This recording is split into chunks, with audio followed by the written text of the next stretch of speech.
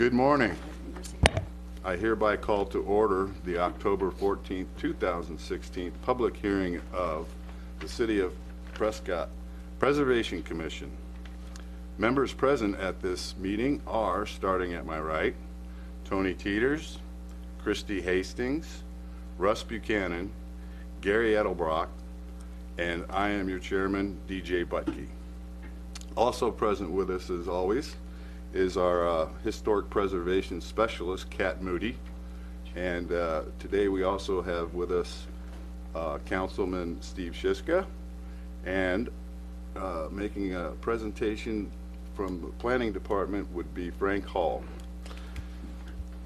Thank you, Mr. This is an open hearing and is being videotaped and tape recorded by the city.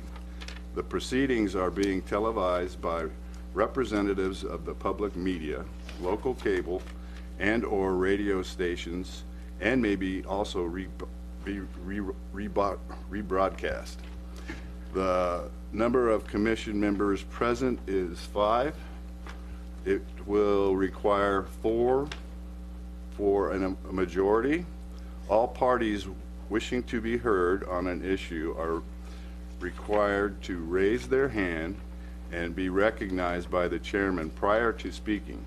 Speakers will be expected to state their name and address for the record so that we may know who is speaking and be able to contact them at a later date if necessary. Please turn off any cell phones or electronic devices at this time, and if you haven't done so, please sign the attendance roster before leaving the meeting. Good morning. We have let's do regular order now. Do regular order? Yeah. Okay. We're going to be starting with item number 1 on our agenda, and that would be actually item number 3, and that would be approval of minutes from our September 9th, 2016 meeting. Has everybody had the opportunity to peruse through our minutes? Again, very well written and very, very detailed. Any objections? We have a motion. I move we approve the minutes. Can you use your microphone? I move that we approve the minutes. Second. I will second that. We got a second.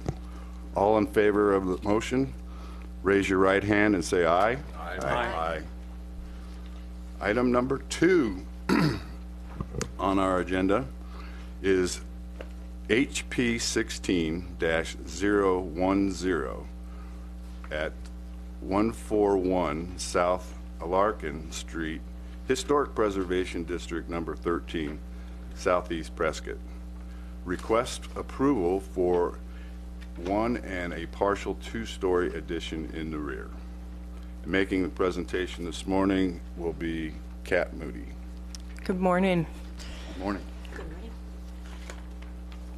This is an item that we have reviewed previously, and we've seen this at 2 other meetings. At the first meeting, we reviewed a request for an addition for this property. The item was deferred to enable a site visit by the commission to be able to evaluate sight lines, the footprint of the proposed addition, and that took place. And then at last month's meeting, we came back and evaluated that first proposal, and the item was denied due to scale and massing. So to review, previously, the request was for a 2-story addition going back from the main historic portion of the house. That's the south elevation. This was the north elevation. So this is the original historic portion of the home, and they were proposing a 2-story addition. So that was the first proposal, and the applicants have revised their plan.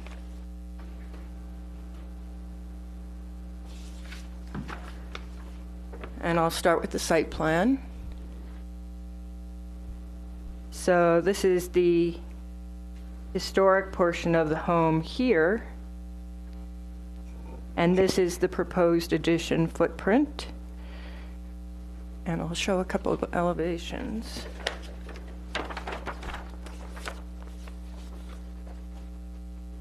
So this is the front elevation, historic portion of the home here.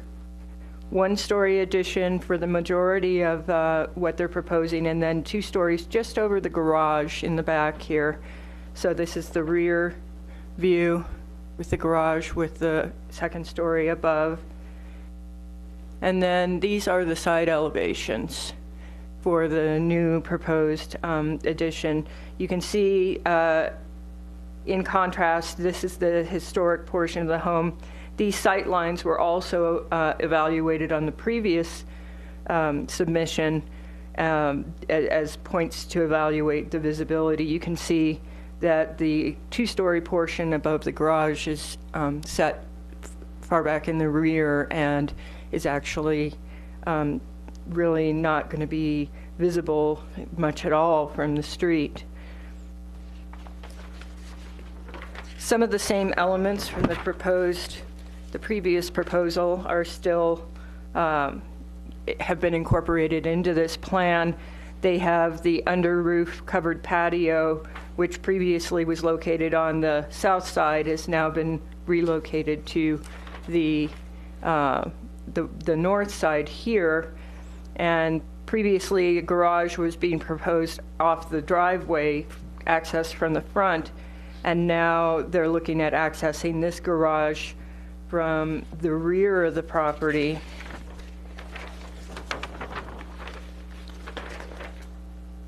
I'm going to go back to the site plan.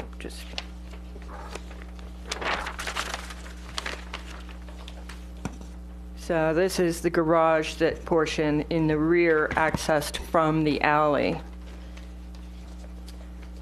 There is currently a old wooden shed which occupies this location in the rear of the property that would need to be removed in order to execute this plan.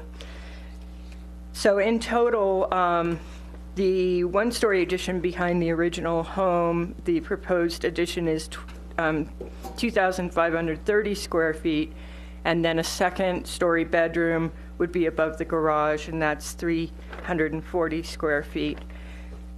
That brings the square footage of both the historic and the addition to 2,920 for total square footage. So as part of the analysis for this proposal, I did a floor area ratio study, and I'll have to zoom in a bit so you can see this.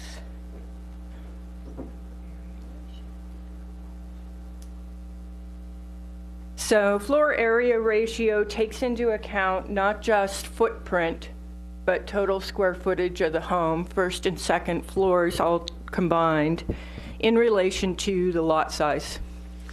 And so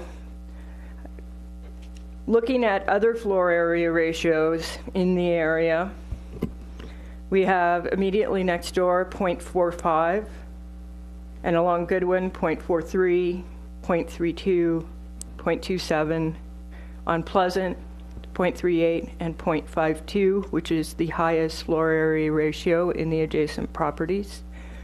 And then over on Union, 0.39, 0.22, and 0.25. The average of all of those existing floor area ratios is 0.36. The proposed floor area ratio with this addition would take this property to 0.37. And so it is right there, close to the average for the neighborhood. And I did have Robert Burford, because he knew he would be out of town for this meeting, requested to review the plans, and then he's written a letter so that you can consider his opinion. He's obviously not a voting member here today, but he wanted to express his opinion and have it read at the meeting. So it reads, I will not be able to attend the October 14th meeting of the Prescott Preservation Commission. However, I would like to comment on this project. I was briefed by Ms. Moody on the proposed revisions to the additions and was given an analysis of lot coverage ratios for other nearby properties, what you just saw. I appreciate the efforts to address the Commission's concerns and the concerns of other property owners. This mostly single-story plan with alley garage access and a modest over-garage living space is a great improvement, and I can support these revisions. It appears that all of the previous components of the design are a part of the new plan, and I would think that this fits much better with the existing neighborhood and the style and massing of comparable properties nearby.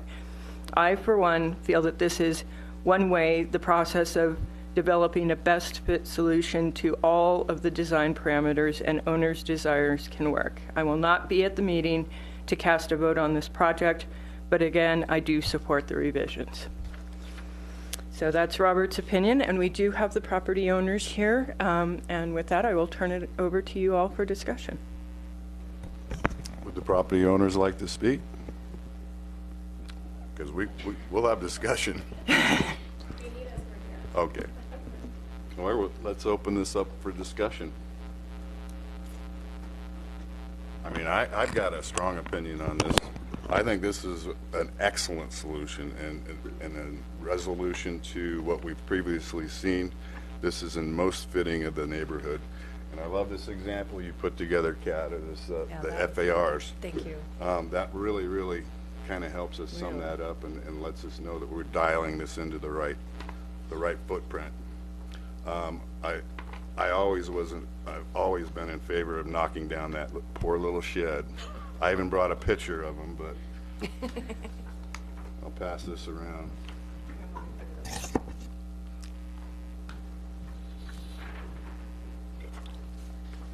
DJ's rather fond of that shed. I like that shed. And yeah, I think it's just it has so much character, so much age. But anyway, loading this thing from the rear, and I know you had to dance around that power pole, but this is, in my opinion, an excellent solution, and it's really what it wanted to be, in my opinion, was to be rear loaded. It still allows you some driveway space. I don't see it on this plan, but I imagine you're still going to maintain driveway just for parking purposes. What is it, tandem parking? So yeah, that works out really well. On the floor plan, I had an opportunity to study it a little bit. It still looks like you can break it out in two zones if necessary. So I think it's meeting your criteria, and it's also within keeping of the surrounding neighborhood. And with that, I'd like to hear from any one of the other commissioners. Well, I just have a comment about that, what you call rear loading, because we've done that on Mount Vernon, which is where we live, and that has to do with safety. But it really works. I mean, we just recently revised ours, and it seems a little, at first, it seems a little kind of, funky, but it's a very, very good solution, and I know it's been encouraged in most of the neighborhoods. Mm-hmm. So many of the historic neighborhoods are really primarily accessed from the car, from the alley. And I just had one little question, actually, it's for you, Kat, is about the encouragement of detached garages rather than attached garages. That was listed on the criteria. Yeah, that's one of the points from the master plan for this district, yes. Right. And that's simply because that was originally the pattern for the historic properties, because there were carriage houses and rarely were they actually attached. Mm-hmm. Yes. Mm-hmm. And that was the character. It's a pattern thing. Yeah. Okay. In fact, if you look at that shed back there, it was designed for a carriage. Was it really? Model T. The Model T, there you go. Yeah. And that's another thing.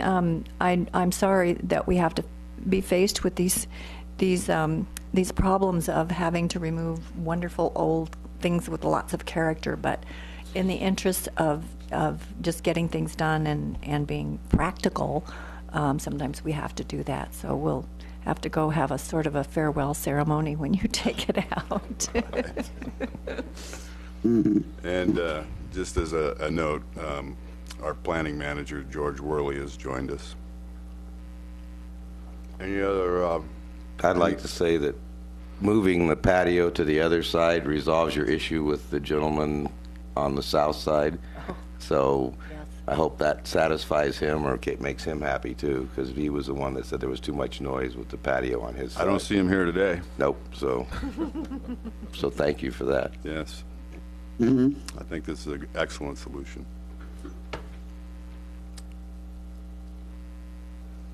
Can we hear from the homeowners just for fun?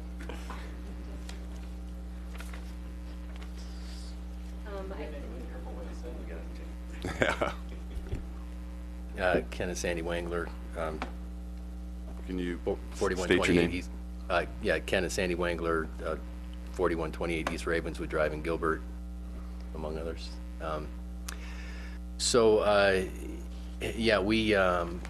We ultimately are very happy that you're happy with this, and we got a lot of what we wanted.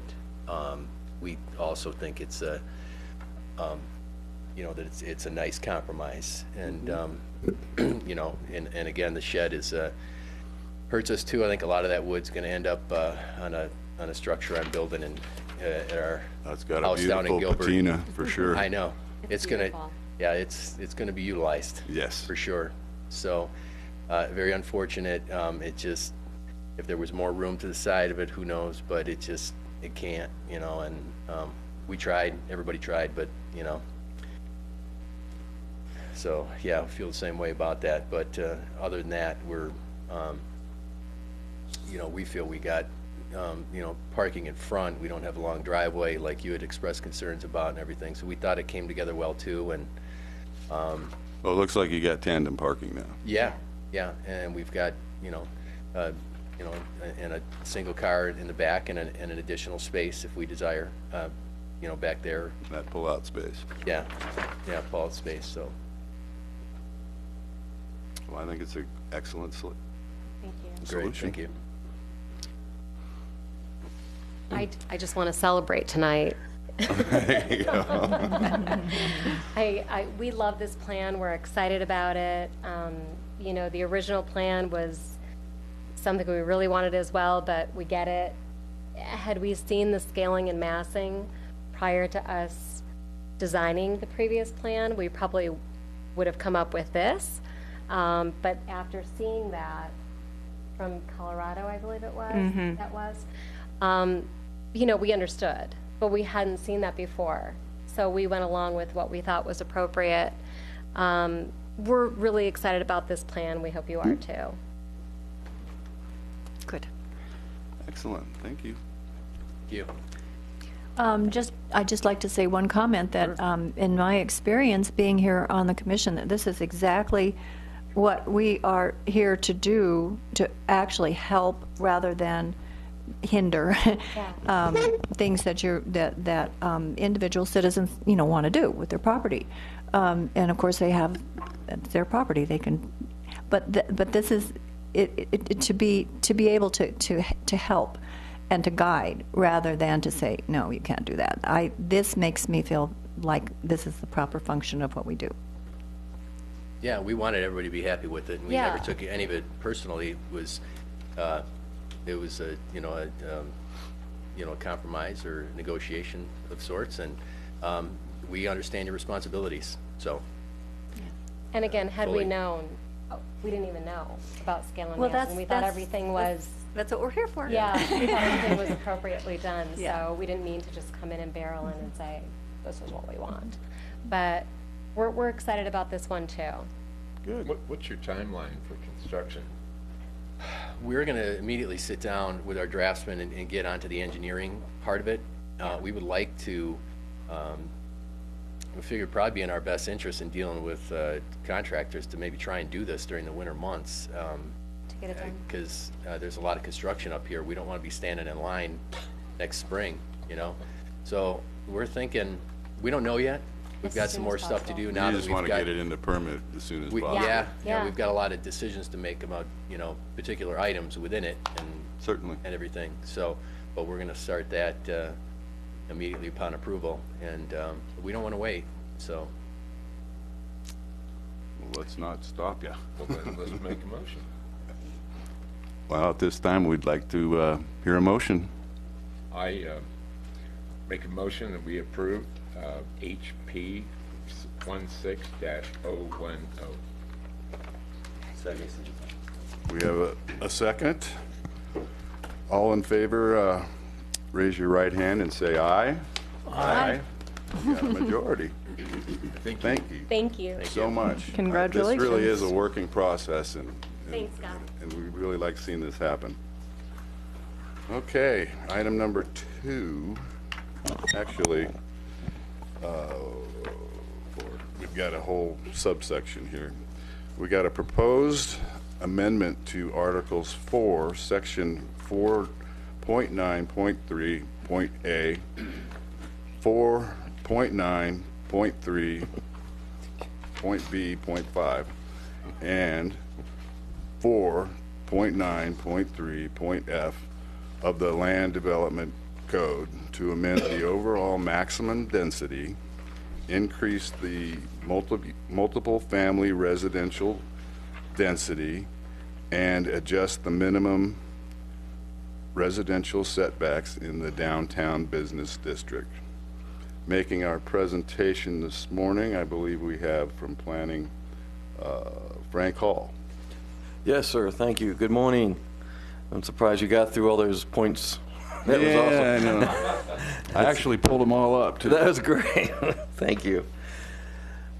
The planning department has been in conversation with an applicant for, probably close to a year now, about residential density in the downtown business district. As you know, the downtown business district, we're talking about the historic, we refer to it as the DTB, the downtown business district, shown in the green area on this map. Everyone's familiar with, I know you are, but for the public's benefit, we'll just put this map up. And as you know or may know, that each week the planning department meets with potential applicants for all types of development at something we call a pre-application conference. And pre-application conferences, people bring ideas. And this one gentleman brought an idea for having an additional 6 apartments on his property, above his parking on the first floor or ground level possibly, and then apartments above.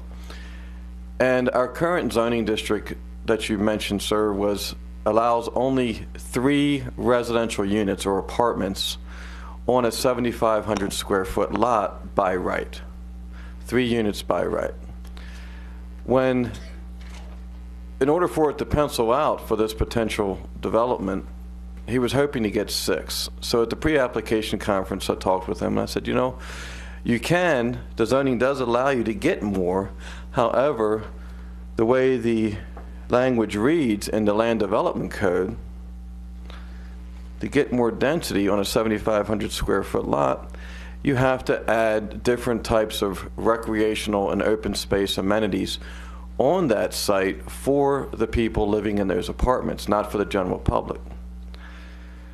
There is a base residential density in our zoning districts, of all our zoning districts, and just like this one, it's 58 units to the acre. If you look at our single-family zoning districts and our multi-family zoning districts, you'll see different numbers in that category. But for planning and zoning for this downtown business district, it's really 58 units to the acre. One of the questions came up, well, if we want more business or more residents living in the downtown, as our general plan, our 2015 general plan calls for, then how come this has never been an option for people? How come it's never worked?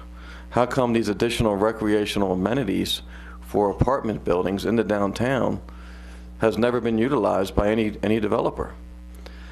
So the question came up, well, what if we amended it by removing those requirements? Because no one to date, since about 2001, has even attempted to try to use this. So we talked about that amendment in the department and decided to proceed to different meeting groups, including the Unified Development Committee, Planning and Zoning Commission, to get their input. And that's where we are today. During the process at Planning and Zoning Commission, one of the discussion meetings we had, somebody else mentioned, well, while you're doing this, considering changing the residential density requirements. We're really not changing the residential density, that's staying the same. We're proposing to remove these requirements so that applicants can get a few more apartments on their property on a 7,500 square foot lot. Somebody mentioned in the audience, well, what if we also amended the setbacks? Right now, residential setbacks are shown on the screen. And if you were a commercial building in the downtown, like we all know, most of the buildings attach right at the property lines. So somebody said, well, if we're going to change this, why don't we consider changing the residential density setbacks for apartments and all types of residential dwellings consistent with the other types of development in the downtown business district. So with those two considerations together, the residential density and with the suggestion from a member of the public to look at changing the setbacks for these residential structures, the Planning Commission asked, and the Planning Director and the Planning Manager asked that we come before you also to get your input, because we're in the discussion phase with the Planning Commission. We are looking to have a public hearing with them on October 27th for a recommendation to the City Council. The Chamber of Commerce has supported this concept, this idea. The Prescott Downtown Partnership is considering it as well. They have given us favorable verbal feedback. We haven't received anything in writing that I'm aware of yet. George, have you received anything? Yeah, they're working on it, but it was a favorable verbal support for the project. So that's where we are today. So the Planning Commission requested your input as well. When we're talking, it's important to note that when we're talking about increasing residential density, and that's sort of a misnomer because we really aren't. That's staying the same. One of the concerns from the public was, gosh, how many units are we talking about? We're not talking about hundreds. We're talking about 3 here, 6 here, 5 over here. In the downtown business district on this map, there really aren't that many vacant parcels or parcels that have the potential for retail on the first floor and residential above, or parcels who have, say, half their lot built on and there's some room in the back of the lot for apartments above and parking above. There's not that many of them. But, the general plan, I think in planning anyway, our thought is that a viable downtown has a residential component to it, and there's a lot of people that would like to live downtown. So that's where we are, and we're looking for some suggestions or recommendations from you to the Planning Commission, because they asked, and they're wanting your professional opinion. I have a few questions. It's pretty apparent which lots are under consideration downtown. There's only a couple open lots of any size to be developed. So this would benefit predominantly 2 developments, and with that's not extensive. There's already a 0 lot line established throughout most of the downtown district. I did have a question. Had a variance or a special use been considered versus a language change to the zoning ordinance? Yes. Variances can't be used for residential density changes. And however, a variance was used for a residential setback change, most recently for the building, the large house going on Montezuma, on North Montezuma right there. That went to the Board of Adjustment for a variance and did receive one. Yeah, and we saw that in front of us. Yes, sir. But for the density calculation, no. And it may be more than a couple properties, just for clarity, because it may be 4 or 5, maybe 6, because it's not just vacant property. It's also properties that may have buildings that retail and space above that's not being utilized. There's a few of those buildings. I hate to mention one, but you know, downtown athletic club's an opportunity. Right. Other buildings that have those multiple stories could be apartments above, work on the first floor. And there's some lots that are half built on, where apartments could go above with the parking on the first floor. There's actually a development right now that meets the zoning density for what they're proposing. You may have seen it in the paper. It's called Quantum Condominiums. Right. They're doing their 6 units, but the size of their lot, they meet that. They don't need this assistance for this change. So there's some that are doing it outright because they can Yeah. right now. And, yeah, and then there's also the potential of knocking down an existing building on a lot too. That's something That's probably being considered, right? I've heard. I don't have any applications for that, but that is one of the concerns about the downtown, is that we would lose some of the historic buildings because they just don't pencil out. And to have the mix of uses, the commercial and the residential, keeps downtown in a lot of people's minds viable, historic pattern, that type of thing. Mm-hmm.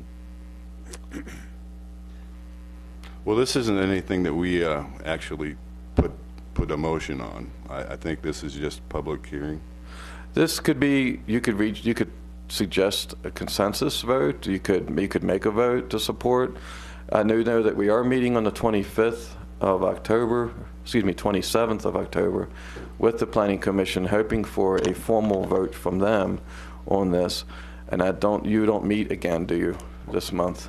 No. So it would be, if you could, I think they would like to hear from you in some sort of consensus vote or regular vote. It's totally up to you. Well, I'd like to make a motion or a suggestion. How would I put that? Would I put it in a form of a motion, or? You can just express support for the concept, but it doesn't have to be a formal motion. And then I could ask for who would also agree with me? Yes, that'd be fine. Okay.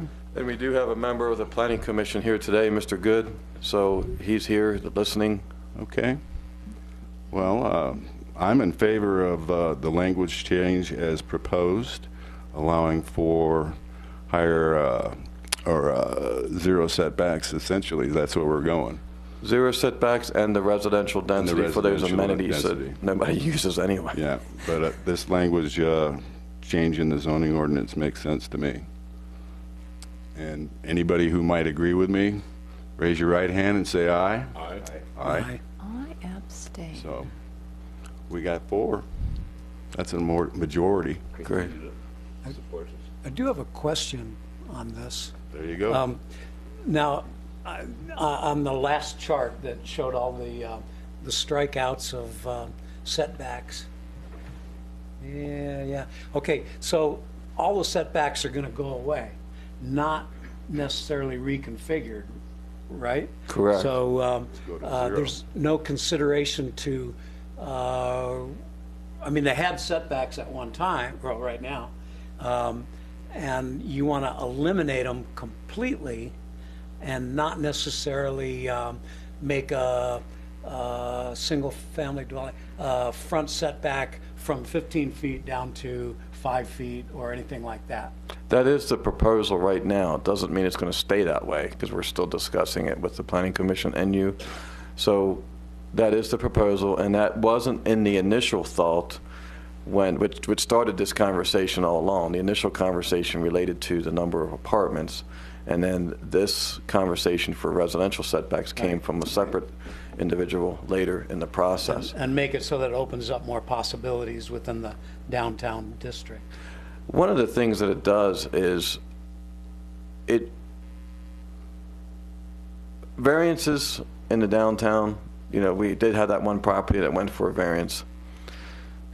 It helps with space. A lot of these lots are only 50 feet wide. And when you take 10 feet off the sides or 7 feet off the sides, you end up going vertical to get more units. Sometimes that extra few feet is the space you may need for another emergency exit, a stairwell, or some type of amenity that makes it fit into the lot that's there. with the zero setbacks, it does give some more design flexibility. It doesn't necessarily mean that the applicants have to abide to a zero setback. They can, if they want that front porch, they can have that. They can still do that. It just gives some options and design flexibility. And as a designer and a planner myself, I mean, that would definitely be an option I would consider in developing one of these sites. And then one of the other parts of it are building codes. As you know, sometimes you're going to have 5 feet from a property line anyway, depending on how many openings or fenestrations for fire transmission. So there are other factors that will come into play that design the site. Absolutely, and the type of construction also, and most likely sprinklered Yes, sir. buildings. I mean, it's almost going to be forced to with the zero lot lines if you That's correct. within the building codes.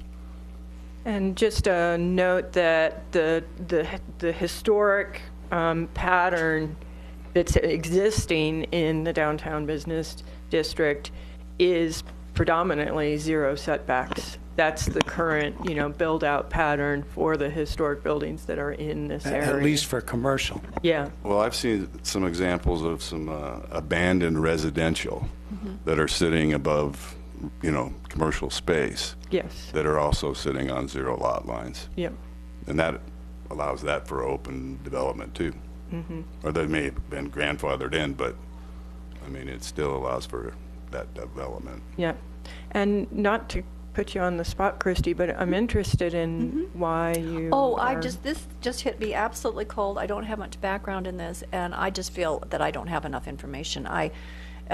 Maybe if I studied it for a month, and started looking at some things and doing all these, appreciate all these comments.